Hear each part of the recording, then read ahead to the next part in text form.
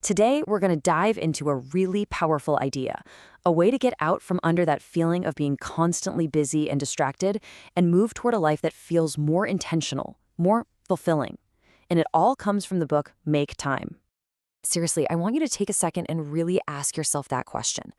So many of us spend our days just buried in notifications, reacting to what everyone else wants from us. You know the feeling, right? You're active, but you don't feel alive. You're busy, but you're not actually getting any better. So what if there was another way? A way to actually take back control? First things first, let's break down this trap we're all in. That feeling of constant motion but no real forward progress? It's not some personal failure on your part. It's actually a design flaw of our modern world. Think about it like this. On one hand, you've got the busy life. It's totally reactive, it's driven by dings and alerts, and honestly, it's just completely exhausting. But on the other side, there's the make time life. This one's intentional, it's focused on one single meaningful highlight each day, and it leaves you feeling energized. The whole game is shifting from reaction to intention. Wow. This quote, it hits hard. One of the authors, Zeratsky, had this absolutely terrifying realization. I mean, on the outside, his life looked perfect. Great job, friends, relationship, the whole deal. But inside, he felt like entire months were just vanishing into this fog of routine tasks. It wasn't that he was doing nothing. It's that nothing he was doing felt memorable or truly meaningful. And this is the most crucial point. This is not just another productivity hack about how to squeeze more tasks into your day. It's a fundamental shift in your mindset. It's not about managing your time. It's about mastering your attention to actually create space for the things that really, truly matter to you. So, how do we even start? Well, the very first step is to choose an anchor for your day. And it's called your highlight. Now, a highlight isn't just another item on your to-do list. Not at all. It's that one thing. It'll take maybe 60 to 90 minutes that will bring you a genuine sense of accomplishment or satisfaction or just pure joy. Sure, it could be finishing a big report for work, but it could also be cooking an amazing new recipe or finally sitting down to read that book in the park. And to find your highlight, you just need to ask yourself 3 really simple questions. 1. What's the most urgent thing on my plate today? 2. What will give me the most satisfaction once it's done? And 3. What would just make me the happiest? Your highlight is probably sitting right at the intersection of those 3 answers. And here is the absolute key. Don't just hope your highlight happens. You have to be intentional. Decide on it the night before and physically schedule it in your calendar. Give it a home, a real time slot, before the rest of your day gets hijacked by other people's priorities. Okay, so you've made the time for your highlight. That's awesome. Now, how do you protect it? This brings us to the second pillar of the whole system, creating what the authors call laser mode. Look, we live in a world that is literally designed to steal our attention. And here's the tough truth we all have to accept. Just trying harder or relying on willpower is a losing battle. It just is.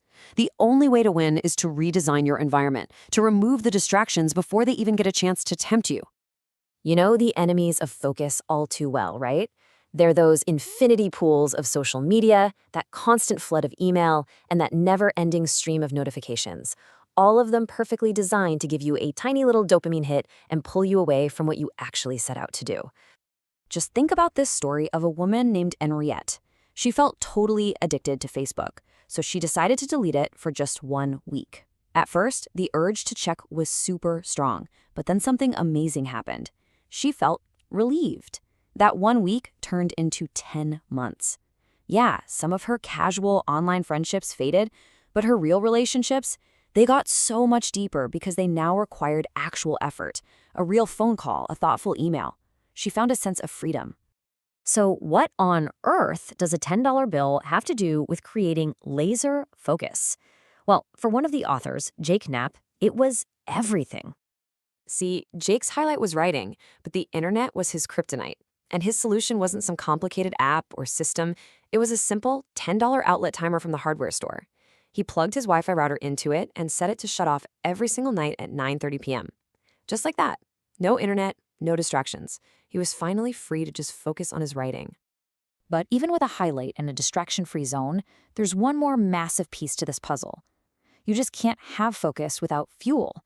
So now it's time to talk about how to energize your brain. Here's the fundamental truth.